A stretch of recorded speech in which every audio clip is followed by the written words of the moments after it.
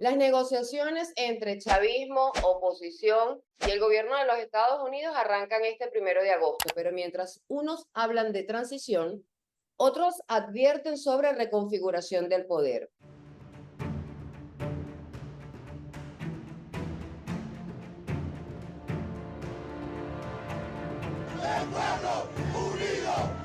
Hoy conversamos en mi programa Cara a Cara con mi invitada del día, ella es la dirigente político Mercedes Malavé, quien ha defendido en muchas ocasiones el rol de la democracia y sobre todo de la reconfiguración institucional. Bienvenida a Impacto Venezuela, Mercedes, ¿cómo estás? Hola Mildred, bueno, un gusto estar en tu programa y saludar a tu audiencia. El gusto es todo mío. ¿Quién manda realmente hoy en Venezuela? Por ahí quiero comenzar, porque es que Donald Trump recientemente dijo que Chris Wright es quien lleva la batuta, me imagino que energéticamente hablando, pero nos preguntamos todos los días, ¿quién manda hoy en Venezuela? Bueno, yo creo que a partir del 3 de enero Estados Unidos asumió el control político y económico de Venezuela y lo asumió de una manera, yo he dicho varias veces, eh, asumiendo experiencias que han tenido en otro tipo de intervenciones en otros países del mundo, que aunque sean muy lejanos a Venezuela, le han dejado un aprendizaje, ¿no? Ellos a partir del 3 de enero asumieron el control, pero al mismo tiempo dejaron en el poder, en la cotidianidad del control al gobierno que estaba ejerciendo funciones, ¿no? Trump lo dijo muy claro desde el mismo día, el mismo 4 de enero, dijo, nosotros pensamos que ellos son los que tienen el control y si no los dejamos, pues ese país se va a volver un caos, ¿no? Claro. Y también habló de María Corina, dijo, ella es muy querida, muy valiosa, pero no tiene el control, ¿no? No tiene capacidad de ejercer control en Venezuela. Bueno, a partir de esa declaración lo que hemos visto es el desarrollo de esa política, ¿no? En Ujú. la que el gobierno ejerce funciones, controla ministerios, controla el poder judicial, el poder legislativo, las policías, la Guardia Nacional, etcétera, pero frente a una llamada de Estados Unidos pues se alinea otra vez, en caso de que se esté desalineando o saliendo del guión, pues inmediatamente, pero en cuestión de segundos, o sea, de una declaración a otra, viran hacia lo que Estados Unidos considera que debe hacerse en Venezuela en líneas gruesas. Es verdad que ellos no, quizás no intervienen en particularidades diarias, pero en líneas gruesas sí tienen un control bastante estricto del país en todos sus ámbitos político y económico, ¿no? Mercedes, decir durante semanas que María Corina Machado sí va a estar, no va a estar, va a participar, no va a participar en las negociaciones para que finalmente Marco Rubio y la propia interlocutora que Washington aprobó, que es Dinora Figuera, digan, reconozcan el peso político de ella, pero no aclaren si realmente ella va a estar presente en las negociaciones porque ella está fuera del país o es que resulta que va a haber una designación, una persona va a estar, va a participar por ella. ¿Cómo ves ese escenario que ya lo que tenemos claro es que arrancan el 1 de agosto, que por cierto cada fin de semana, o sea, no sabemos más? Sí. Hay un refrán popular que dice, donde manda capitán, no manda Cuando María. marinero, ¿no?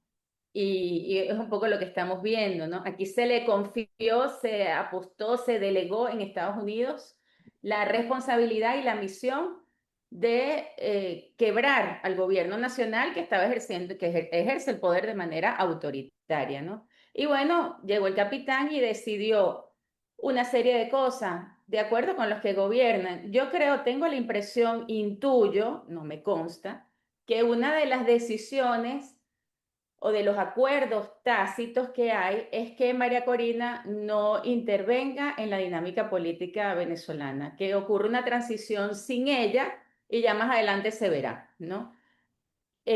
No es una novedad, o sea, cuando ocurren estos procesos de transición, por lo general los extremos quedan un poco excluidos, Claro. porque lo que se necesita es fortalecer el centro político, sobre todo cuando median intereses económicos muy grandes, contratos muy importantes que necesitan como la estabilidad del país y siempre está ese temor de que los extremos desestabilicen, ¿no? Entonces, bueno, pienso que eso es una cosa. Otra cosa que considero, Mildred, en Venezuela hay una crisis de soberanía.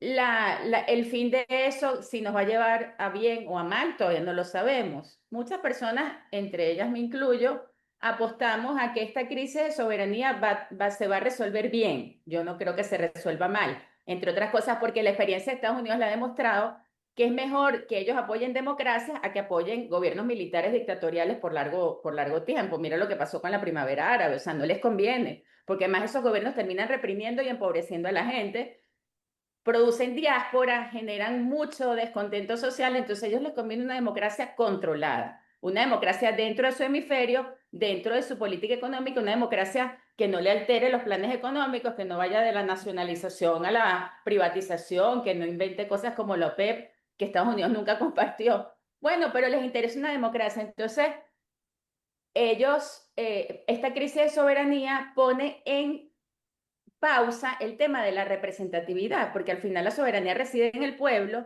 y el pueblo cuando es soberano elige a sus representantes, pero ahorita la soberanía está en pausa, por lo tanto la representatividad popular está en pausa. Entonces yo no creo que en estas negociaciones sea muy determinante que los actores que representan a los factores de oposición, que Estados Unidos ha dicho, bueno, quien representa a la oposición es la Asamblea Nacional. Bueno, pero es que ella no es representativa. No importa. El tema es que cuando no hay soberanía, cuando la soberanía no es el tema, el asunto principal, pues el tutor es el que escoge quién va a negociar, quién se va a sentar. Y Estados Unidos dijo, mira, yo reconozco a la institución. Despersonalizó, pues. Ellos despersonalizaron. Y dijeron, yo reconozco a la institución que se llama Asamblea Nacional 2015. Bueno, que eso es una entelequia, que ellos se dividieron, que ya no son, que eso ya el pueblo no sabe ni quiénes son, no importa, o sea, lo importante es que esa es la institución que Estados Unidos reconoce, Son así tres como reconoce mujeres, aquí al gobierno. Dora, Delcy y María Corina. Estamos hablando de tres mujeres. Sí, ¿no? Bueno, pero Estados Unidos tiene, yo siento que tiene a María Corina como un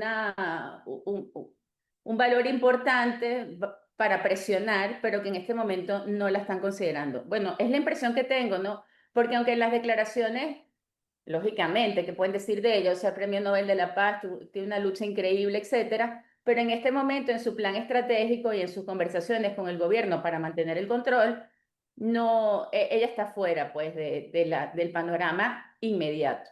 Es mi impresión, es lo que considero. Claro, claro, claro. Por eso es que estamos haciendo análisis. Nadie tiene la verdad absoluta. Y Claro. más cuando Donald Trump hoy te dice A, mañana te dice B. Y entre ese B, el Estado 51. Tú hablas de soberanía, crees que se va a resolver por lo bueno, pero Trump habla de Venezuela y un Estado 51. Hay Sí, quienes lo apoyan, hay quienes, por supuesto, no. ¿Qué piensa Mercedes Malavé sobre eso? claro, Trump tiene un perfil populista, ¿no? Él, todo, no solamente a Venezuela, respecto a cualquier caso, recordemos lo de Groenlandia, recordemos lo de Rusia, cómo habla de China y después tiene que ir a retractarse, o sea, es un tema frecuente en Trump y trata a Venezuela como trata todos los temas, como un líder populista, de corte populista y demagógico, que le ha ido muy bien, la estrategia le ha funcionado, al menos hasta ahora. Entonces, él puede decir eso, pero en realidad quien está llevando el control político del país parece ser Marco Rubio, ¿no? Y Marco Rubio sí tiene una agenda política para Venezuela, sí tiene una agenda, bueno, una agenda política orientada a los intereses económicos de los Estados Unidos, y yo creo que hay que prestarle más atención a sus declaraciones que a lo que dice Trump, que al final siempre hay que verlo como un tema orientado hacia su electorado allá. Nosotros nunca vamos a ser el Estado 51, nosotros nunca vamos a poder ejercer el derecho al voto en Estados Unidos. Si eso es así, pues entonces no negociemos nada, no hablemos de CNE, no hablemos de soberanía, nada. Presionemos para que nos dejen votar en Estados Unidos. Venezuela no va a ser un Estado de Estados Unidos, eso es imposible incluirlo en la Constitución Federal de los Estados Unidos. Lo que sí podemos ser es una colonia norteamericana o un territorio de explotación en el que la potencia dominante se lleva todos los beneficios y el país dominado pues vive de las migajas. Eso es lo que tenemos que evitar que ocurra, ¿no? Ese fue el riesgo de pedir la intervención militar y sigue siendo un riesgo, quizás hoy más que nunca. Era un riesgo desde antes de pedir la intervención y ahora, bueno, es el riesgo mayor que tenemos, ¿no? Entonces, bueno, esas negociaciones son muy importantes y sobre todo pensar cómo vamos a construir la soberanía. Bueno, La soberanía se va a construir en la medida en que los actores políticos, los que tenemos, porque no hay otro, a menos que queramos delegar esto en la próxima generación y los eduquemos desde preescolar, rezando para que no se conviertan en la, en la generación política ahorita, pero la que tenemos ahorita es la que tiene que formar una unidad en lo esencial, en lo fundamental. ¿Qué es lo esencial y qué es lo fundamental? Bueno, lo que dice el pacto social. El último El acuerdo de pacto que nos Panamá. dimos los venezolanos fue la Constitución. Allí está clarísima. Tenemos una Constitución democrática con sesgos, con, bueno, X, con cosas que ya reflejan al líder, como todas las constituciones en Venezuela, eso tampoco es una novedad, que tenga su toque personalista de Hugo Chávez, pero bueno, en líneas generales una constitución moderna, democrática, con división de poderes, con una cantidad de beneficios, perdón, de garantías, derechos garantizados.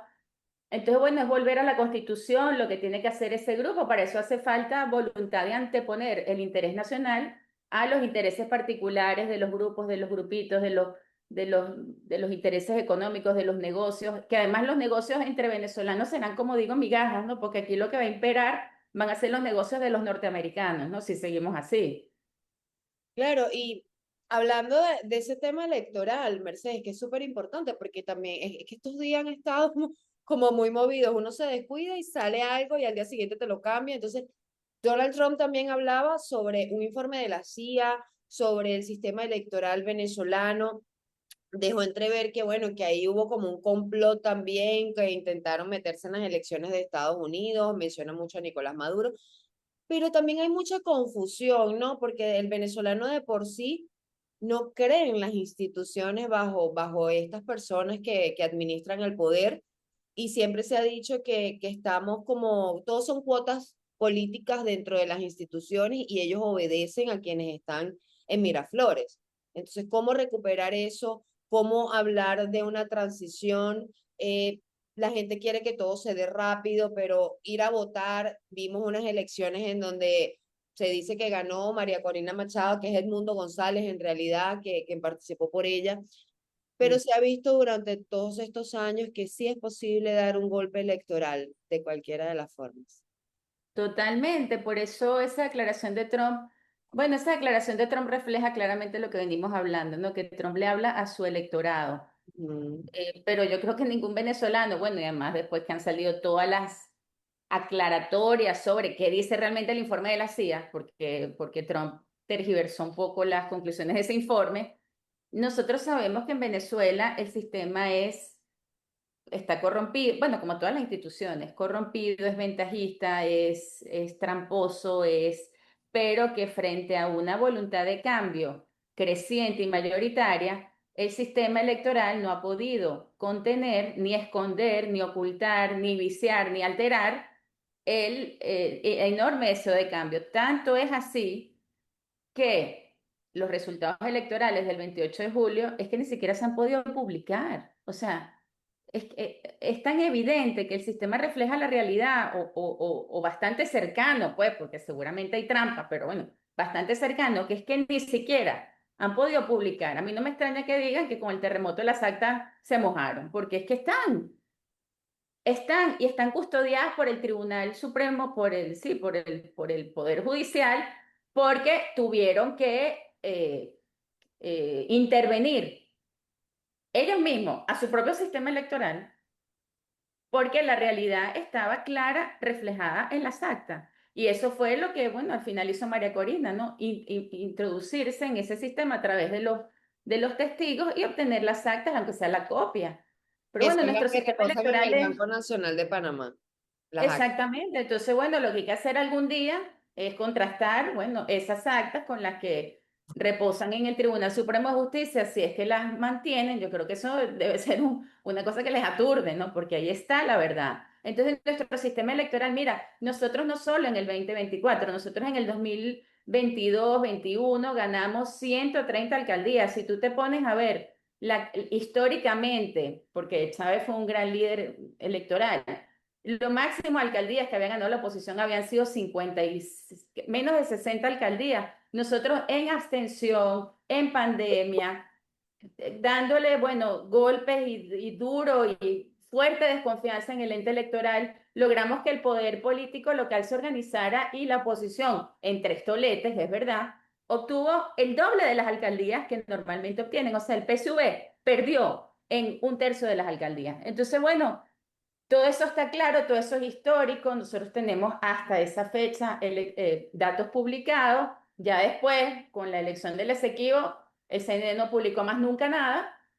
¿Por qué? Bueno, porque es que el sistema electoral refleja bastante fidedignamente la realidad, a pesar de las trampas, de los ventajismos, de las máquinas, de los votos, de todas las cosas que ellos hacen, ¿no? Claro. Mercedes, nos aproximamos ya, o sea, venimos de el 3 de enero de lo que ocurrió con Nicolás Maduro, que ya le dieron pase a juicio dentro de un año, y mientras tanto, pues estarán las estrategias de la defensa intentando dar inmunidad presidencial, que es lo último que se conoció en la tercera audiencia. Dos terremotos que impactaron a nuestro país, devastadores, dolorosos, a todos nos golpeó de alguna manera, ¿no? Y ahora este tema político, que no para. Si hoy Ujú. tuvieras de frente a quienes están representados en la oposición, a quienes están representando el gobierno encargado y a esos millones de venezolanos que, independientemente de a quién apoyen, ¿qué les dirías sobre el futuro inmediato de Venezuela o qué crees tú que puede venir en los próximos meses? Mira, yo he denunciado últimamente, después del terremoto, con mucha fuerza, todo este tema de la burocracia del Estado, de un Estado gigante, de un Estado ineficiente, de un Estado que ha creado sistemas de corrupción como modus vivendi, o sea, totalmente, su sobrevivencia. Tú vas a ganar sueldo mínimo, pero aquí tienes la chapa para que le saques a todo el que se te pase por delante todo el dinero que quieres, ¿no? Y Claro. además intimidan, reprimen, ¿no? Porque amenazan con cosas penales cuando la justicia penal no tiene nada que ver con ese tipo de cuestiones administrativas del Estado. O sea, son dos sectores totalmente distintos, ¿no? El derecho administrativo y los temas, los temas penales, pero bueno, aquí todo se mezcla, por todo te hablan de responsabilidad penal, las juntas de condominio aterrorizadas porque no están registradas en Sencamer, o sea, todo con el miedo del Estado perseguidor, o sea, de la justicia penal allí o la injusticia penal allí pendiente de a ver a quién mete preso, ¿no? Entonces, bueno, te cuento todo esto porque en el 1 de agosto se van a sentar a hablar, ¿no? Unos representantes del gobierno, unos representantes de la oposición, y tengo la impresión también, intuyo, que una de las cosas donde van a decir firme aquí, porque al final esto es un diálogo donde no hay mediador, aquí no hay mediador, ni hay facilitador, ni hay buenos oficios, aquí hay un tutor, un director, que necesita que se sienten esos dos sectores para que firmen una serie de cosas que están exigiendo empresas transnacionales, bueno, gente que está invirtiendo aquí no entiende qué tipo de república es esta, ven la constitución, ven las leyes y dicen, bueno, pero ¿quién legisla? O sea, y Estados Unidos, que tiene intereses económicos, de vez en cuando le hacen recordar, o sea, le recuerdan, mira, pues que es un país, o sea, eso es un estado con una constitución, una república, que hay un montón de deudas con esas leyes. Ujú. Entonces, bueno, creo que de las primeras cosas que van a decir firme aquí es con temas que tienen que ver con dinero, o sea, porque el dinero se necesita, activos, oro, no sé hasta dónde van a llegar, pero parece que es bastante dinero, ¿no? Sí. Entonces, claro, el tema principal aquí no es tanto el político, las elecciones, los magistrados del TCJ, sino, ajá, ¿y cómo se va a administrar ese dinero? Porque si ese dinero entra en esta misma dinámica corrompida de un Estado agigantado, que es como una plancha de hierro contra cualquier iniciativa de emprendimiento empresarial, comercial, etcétera, pues entonces será mal administrado y los venezolanos al final nunca veremos las mejoras en nuestra calidad de vida, en los servicios públicos, etcétera, ¿no? Entonces, yo creo que lo primero que hay que hacer es ver cómo se va a administrar el dinero. Y esto me recuerda el tema de Polonia. Polonia tuvo una dictadura militar soviética muy fuerte de un general que se llama Jaruzelski, y Lech Walesa, que era el líder de la oposición y era un sindicalista, pues el primer acuerdo que llegaron fue un acuerdo legislativo, ¿no? Ellos ganaron los pocos diputados que les dejaron elegir y a partir de allí se presionó para que se creara un gobierno que dirigiera la parte económica. Claro, Y el gobierno militar seguía teniendo control de la policía, del control, de lo que llamamos aquí Ministerio del Interior, ¿no? De la policía, de la Guardia, del Ejército, política exterior, etcétera, pero la economía la empezó a llevar otra gente. Yo he dicho muchas veces, bueno, ¿por qué no se reúnen y en esos primeros días, el 1 de agosto, no se escoge un gabinete de emergencia económica, acabas con esa cantidad de ministerios? Eliminas la figura de las vicepresidencias sectoriales. Eso no existe en la Constitución. No está por ningún lado. Es un vicepresidente que no han escogido con el tema de que no han declarado la ausencia absoluta, cosa que ya, bueno. Pero entonces, escoge un vicepresidente político, un vicepresidente ejecutivo, acaba o mejor, si quieres dejar las vicepresidencias sectoriales y acaba con todos los ministerios. Y pon las vicepresidencias sectoriales en los sectores estratégicos y discute con la oposición una manera de administrar esa ejecución del presupuesto, etcétera, con personas que merezcan la confianza de todos los sectores, porque si seguimos negociando un CNE, un TCJ, pero el Estado se sigue administrando así, entonces nunca vamos a salir de esto, porque el que llegue va a querer gobernar así también. claro. Y va a ser difícil. Lo que se necesita es equilibrio, balance, justicia real. Y entonces, bueno, yo creo que hay que ponerse pragmático, Mildred. O sea, yo de verdad siento que aquí hay un tema de gobernabilidad profundo. Estamos hablando de elecciones, elecciones sobre escombros, sobre ruinas, sobre miseria, sobre crisis humanitaria. Oye, ¿por qué no nos ponemos a resolver los problemas económicos y sociales? A ver si en ese camino enderezamos las cargas, porque es que si no, siempre estamos como desde cero, ¿no? Y el país cada día más destruido y nosotros todavía, bueno, deshojando la margarita, que si los rectores son o no son, pero sé que hemos demostrado que con 5 rectores oficialistas igual gana la oposición. ¿Qué pasó en el 2015? ¿Qué pasó en el dos mil Claro. veintiuno ¿Qué pasó en el 2024 con Elvis Amoroso, una servilleta? Nadie, o sea, todo el mundo sabe que el sistema no lo pudieron violar. Entonces, bueno, yo creo que de verdad ya es como quitarse la careta, es decir, el pueblo venezolano quiere cambio, eso no va a cambiar, ese deseo de cambio es inamovible, o sea, y al mismo tiempo quiere soluciones concretas, diarias, cotidianas, quiere que le quiten esa plancha de hierro caliente que se llama Estado venezolano, que lo dejen crecer, que lo dejen prosperar, y esa debería ser la principal, a veces temo, ¿no? Que el principal debate de los políticos ahorita, previo al 1 de enero, de los grupos políticos, sea las cuotas, ¿no? ¿Cuántos magistrados son para ti? ¿Cuántos son Al para 1 de mí? agosto, O sea, sí, las hay tres cuotas de acciones poder. democráticas, hay 3 acciones democráticas, hay 2 o 3 primeros justicia, hay no sé cuánta voluntad popular, entonces esto presionando para que me den un magistrado. ¿Tú crees que con eso vamos a resolver algo? O sea, esa es la dinámica que nos tiene aquí enredados como el judío errante, ¿no? Dando vueltas en el desierto. Sí, que siempre, y lo digo en todos mis programas, esto parece como cíclico, volvemos otra vez. Todos los años volvemos como a un problema, y yo le digo, esto es cíclico porque hasta que no se resuelva el tema político, no vamos a avanzar en más absolutamente nada, pero también es muy importante esa percepción que tiene, o sea, si no resolvemos lo político, bueno, vamos a resolver lo institucional, vamos a empezar por ahí, para que el país empiece a florecer y avanzar. Hay quienes dicen que los Rodríguez son pragmáticos. Mira, la verdad, no lo sé.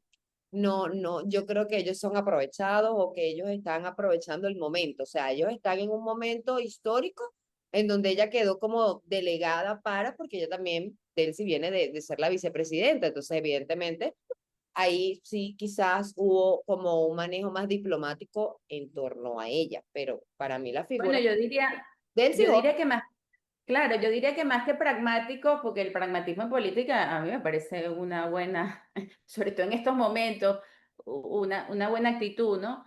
Pero más que pragmáticos parecen maniobreros, o sea, no es cuestión de hacer maniobras para ver cómo terminamos igual dando piruetas y cayendo igual en el mismo, sino realmente movernos para que el Estado pragmáticamente funcione, me caigas bien, me caigas mal. Mira, es que yo no puedo trabajar contigo. Bueno, tendremos que trabajar porque aquí hace falta pesos y contrapesos a la hora de administrar la plata.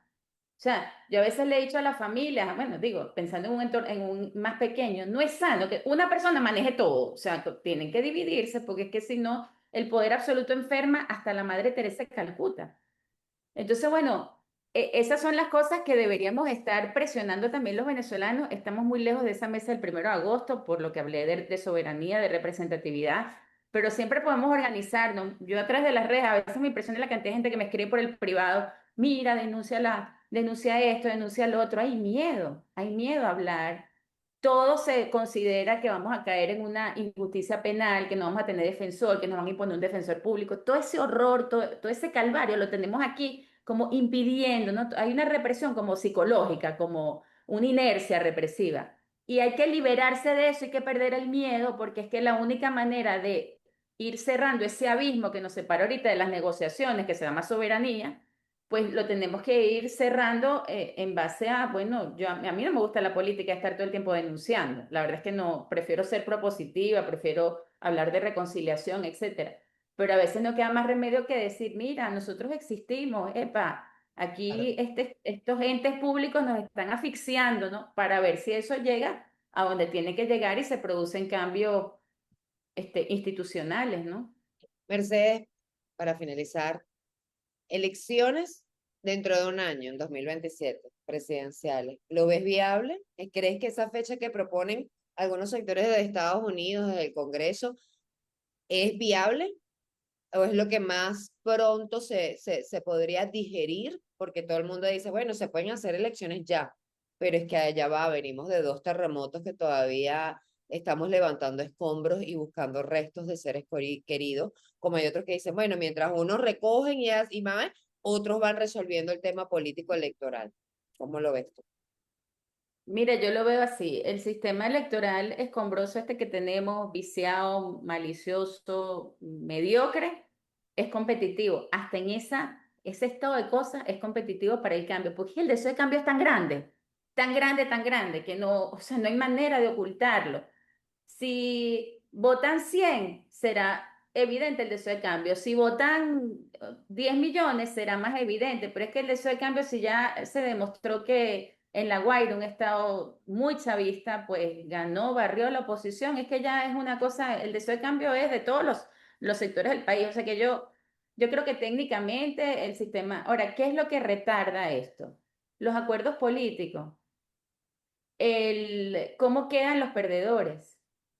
¿Qué garantías tienen de que no van a ser perseguidos, de que se va a respetar su derecho a existir, de que no va a haber un ensañamiento judicial, de que no va, bueno, de que va a haber verdadera justicia cuando ellos saben que destruyeron el poder judicial, de que, bueno, X, o sea, tantas cosas, ¿no? Eso es lo que retrasa el tema electoral, no son las máquinas, no son los rectores, no son los empleados del CNE, no es el cronograma. Yo siento que todo eso, de verdad, si hubiese voluntad política y si hubiese claridad de garantías políticas para todos, pues las elecciones las podrían hacer cuando ya serán un trámite, pues, porque ya se va a saber además que si se organiza la oposición alrededor de un candidato, pues ese candidato va a ser mayoritariamente acogido por los venezolanos y votado, ¿no?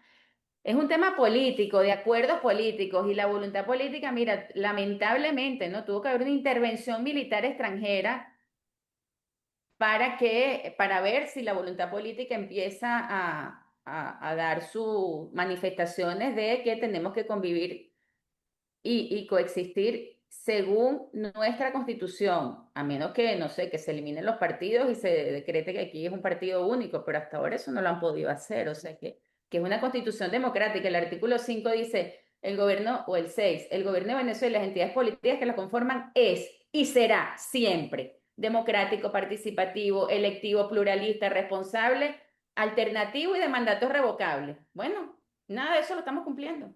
Claro. Entonces, esa es la esencia de lo que se tiene que producir aquí. Una manera de que los que están en política, el poder de la oposición y el poder del gobierno, sean capaces de adherirse a ese principio. Alternabilidad, democracia, pluralismo, responsabilidad, revocabilidad, que yo lo quitaría, porque la verdad es que se acorta el periodo, no hace falta que esté revocando todo el tiempo, pues eso genera perturbación. Pero bueno, eso es lo que retarda, un tema de voluntad política, de garantías, ¿no? Sí, las elecciones, bueno, yo creo que están como tirando a ver con qué percibe la gente, cómo reaccionan, aunque al final del día es lo que tú dices, un tutelaje, ellos deciden aunque tú le jales un poquito y le digas, epa, ya va, es que la constitución de ese país dice esto, es que las leyes dicen esto, Estados Unidos está así, tira y encoge. Tira y encoge en las decisiones que son más orientadas a lo económico, pero que tienen un impacto sin duda alguna en lo político. Si no manejas ambas, pues no, no vas a Sí, poder. y podemos quedarnos así por mucho tiempo con el tira y encoge, a menos que Estados Unidos vea, ah, mira, sí, aquí se pusieron de acuerdo, aquí proponen algo viable, están dispuestos a convivir, están dispuestos a reconciliarse, que fue lo que dijo Marco Rubio. Ah, bueno, entonces, dale, o sea, recuperaremos soberanía en la medida en que seamos responsables. Si nos la pasamos en esta peleadera y decir que es que no me dio un rector, es que yo quería, y entonces voy para Estados Unidos para que me deje que yo meta mi comité de postulación, si seguimos en esa repartidera, pues ellos serán los administradores de Venezuela por todo el tiempo, pues por el tiempo que les convenga. Esperemos que no sea así, que finalmente logremos llegar a un punto de encuentro, ¿no? Porque siempre ha sido un tema de voluntad política, Mercedes, siempre ha sido un tema como la Siempre. Y ha de sido confundir, a voluntad política. exacto, y de confundir los fines de la política con quizás el trabajo de lo que sería un juez, un proceso judicial. O sea, yo creo que la literatura o la jurisprudencia o la teoría jurídica justamente ha llegado a esa conclusión que hay cosas que no prescriben porque se entiende que que esos procesos no se dan inmediatamente, porque inmediatamente tú lo que tienes que producir es acuerdos, es treguas, es paz. Así es. Pero claro, tú dices, bueno, pero hay deudas, sí, claro, hay deudas, ¿no? Como la deuda externa, ¿no? O sea, hay deudas que se tienen que saldar y entonces por eso las teorías jurídicas dicen, bueno, entonces si sabemos que siempre va a haber deuda, entonces vamos a decir que que esto es imprescriptible, para que en algún momento alguien pueda decir, mira, a mí me deben esto, ¿no? Claro. Pero pero se sabe que no es lo principal ni lo primero. Entonces hemos tenido una mezcla de que no sabemos qué queremos primero, de que entonces, pero la justicia, pero si no tenemos libertad, ¿cómo vamos a tener justicia? O sea, no tenemos constitución, no tenemos... Pero bueno, son procesos pedagógicos y a veces utilizo las redes también para hacer pedagogía política porque es que no hemos entendido que la política tiene sus dinámicas, tiene sus fines, se involucra en unas cosas, en otras no se tiene que involucrar y bueno, hay que darle cauce primero a a la resolución política del conflicto para luego ir solventando otros problemas, ¿no? Otras deudas. Mercedes, muchísimas gracias por acompañarme en Impacto Venezuela en mi programa Cara a Cara. Espero tenerte en una próxima oportunidad. Siempre a la orden. Gracias por la invitación. Y a toda mi audiencia también, gracias por acompañarme cada domingo en este su espacio sin censura. Para más, visiten impactovenezuela.com y @impactosve en redes sociales. Soy Mildred Manrique, nos vemos el próximo domingo.